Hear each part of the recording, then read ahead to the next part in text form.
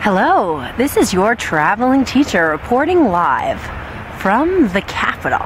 But it's not our capital. I'm here in the capital of Canada. This is Ottawa, and I am standing in front of the Capitol building of Ottawa. They don't call it their Capitol building, they call it Parliament. Parliament is their version in Canada of Congress. Alright, our Congress is our group of people that make the laws. And here in Canada, the group of people that make the laws is called the Parliament, and this is where they meet.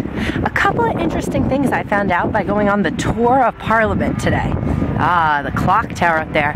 Actually, it's called the Peace Tower because it was built right after World War I when a lot of people from Canada and from countries all over the world had died. And they didn't want another war like that ever to happen again. They called it the Great War, right? And they built this tower as a memorial. There's actually a room in the third floor of this tower where they have the name of every Canadian in different books that died in a war, and they remember them there. Now, a couple other cool things about Parliament. Parliament in Canada is made up of two groups. Just like our Congress is made up of two groups, our Congress is made up of the Senate and the House of Representatives, and they also have a Senate in their Parliament. And their other group, their lower group, is called the House of Commons. And the House of Commons and the Senate work together to make the laws of Canada. Now, Canada also has a couple of things that are different in their government than we have in ours. We have a president, they have a prime minister, and their prime minister is the head of one of their political parties. The political party that is most popular has the most votes at the time.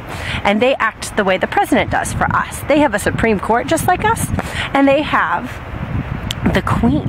Now that's surprising too. The Queen is the ruler of Great Britain. Now, Great Britain or England used to rule Canada just like it used to rule America, the United States, before we got our independence.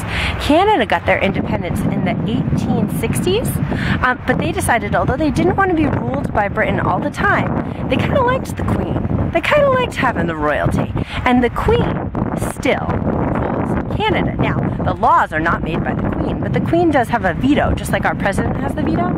I asked the tour guide, does the Queen or her representative, which is called the Governor General, does the Queen or the Governor General use their veto very often?